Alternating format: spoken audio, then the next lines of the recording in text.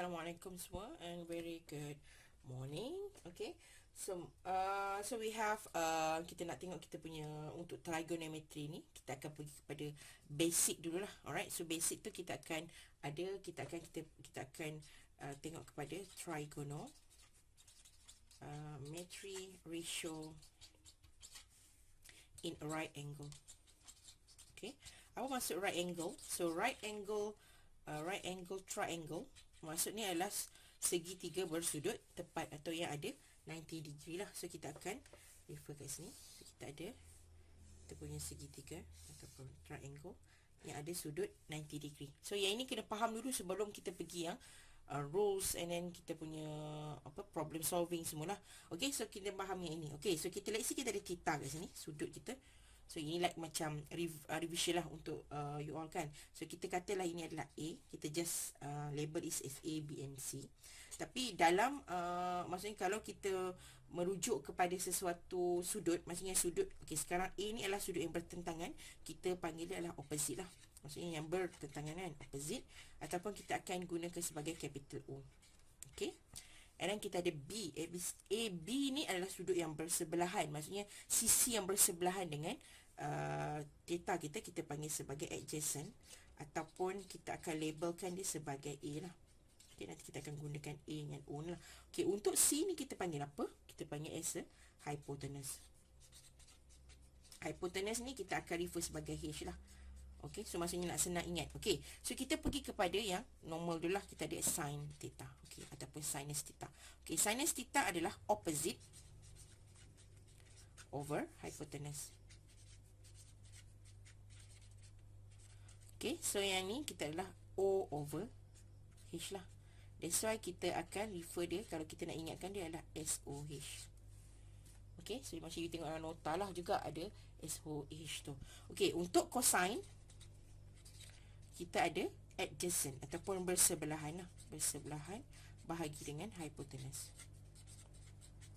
Okay, hypotenuse adalah A over H. So kat sini dia punya ni kita panggil sebagai C A H. Okay, sebenarnya kita nak cakap adalah macam ni, sin adalah opposite over H. Ini adalah cos is adjacent over H. Okay, so masa nak supaya untuk senang kita nak ingat. And then kita panggil kita punya tangent. Alright, tangent kita ada opposite, maksudnya bertentangan bahagi dengan bersebelahan, adjacent. Okay, so yang ini kita akan sebut sebagai TOA. Okay, so ini TOA lah. Okay, so untuk yang ini untuk yang basic punya lah. Maksudnya kita tahu SOH dengan TOA ni. Okay, so another thing yang kita panggil cosecant ataupun kita panggil cosec lah.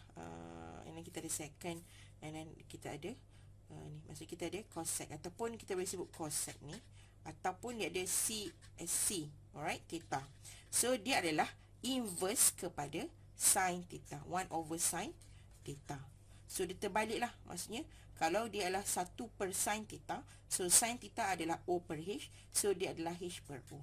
Okay, so ini tak payah nak ingatlah. So just tahu yang ini dia punya relationship tu macam mana dengan sin. Okay, kita ada sec atau kita panggil sec lah, sec theta ataupun secant theta. So dia adalah 1 over cos theta.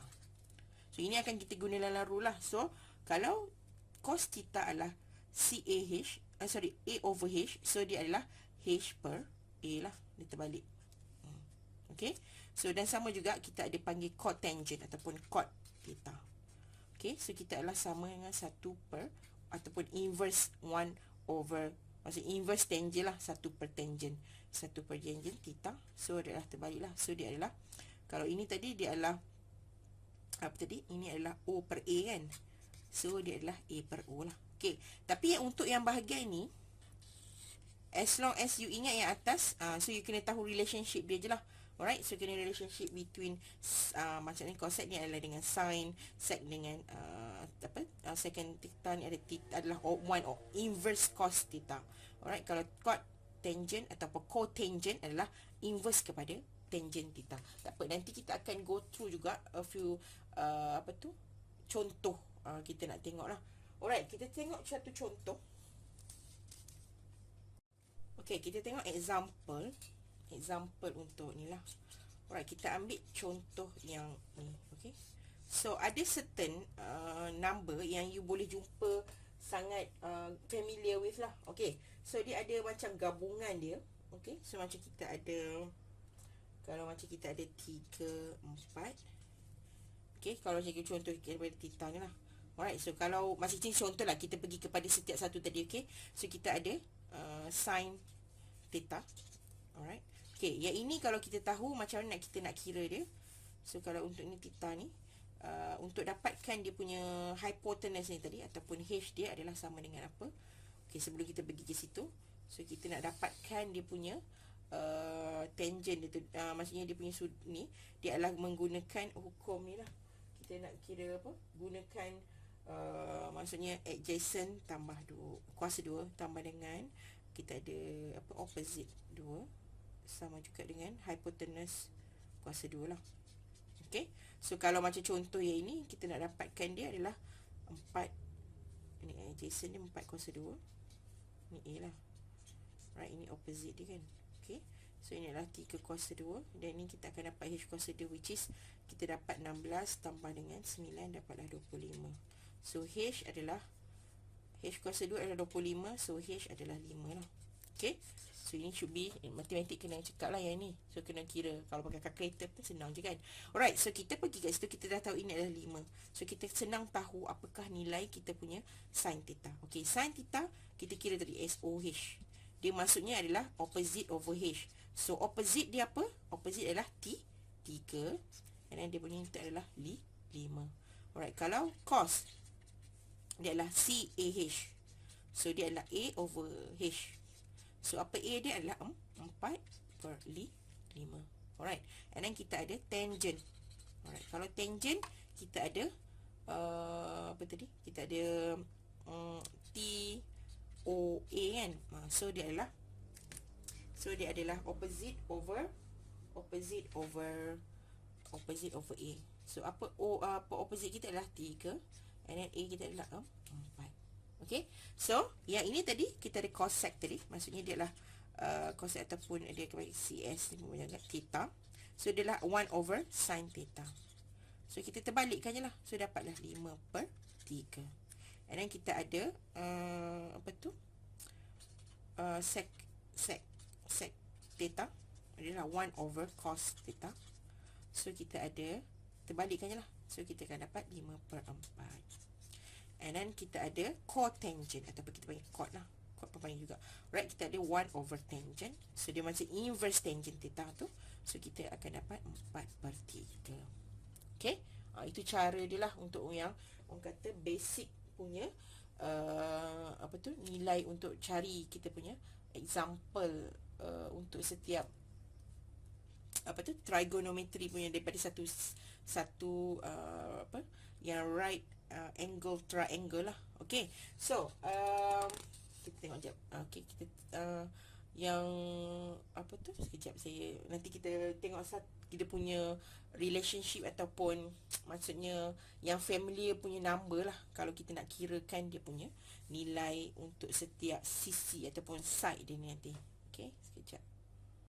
Okay, untuk kita panggil right angle triangle ni, dia ada macam kita panggil orang kata apa, dia punya combination. Okay, so kalau kita biasa tengok dia punya dia samalah, maksudnya kita ada adjacent. Okay, macam contoh kita ada theta kat sini kan, ni A, ni O, ni H kan.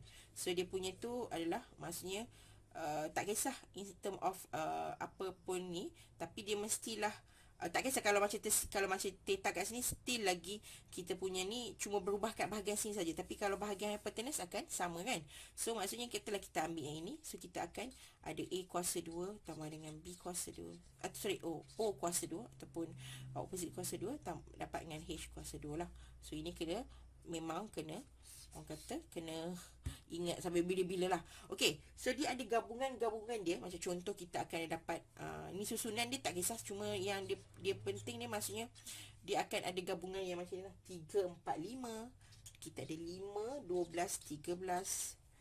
Kita ada 8, 15, 17. Ni kalau kita familiar with lah. Kalau masa kita buat kalkulator kita akan jumpa lah. Tapi kalau nombor dia yang tak boleh nak kita dapat the whole number ataupun nombor bulat tu, memang kena guna kalkulator lah. Okay, so ini nombor yang biasa dikenali sebagai macam dia punya like macam apa, combination lah. Okay, so yang ini dia adalah maksudnya macam ni kan. So dia adalah yang biasa lah. Okay, sometimes kalau dia macam ni juga, kita boleh juga macam contoh ini darab 2. Okay, dapat 2, kita akan dapat 6, 8 dengan 10. Kalau you biasa nampak kan, 6, 8, 10. Apa lagi kita dapat? Kalau ini darab dengan 3 pun dapat berapa? So, kalau darab dengan 3, nombor yang sama ni lah. Okay, so kita akan dapat 9. 4 kali 3, 12. And then kita ada 5 kali 3, 15. So, ini combination lah. Maksudnya contoh macam ni kan. Tadi macam 3, ni 3, ni 4, ni 5. Okay, ataupun ni mungkin 6, ini 8, ini 10. Okay, so ini dia punya like macam nombor-nombor yang terlibat kalau ada in case kita jumpa dalam calculation kita lah. Maksudnya dia kebetulan nombor bulat semuanya.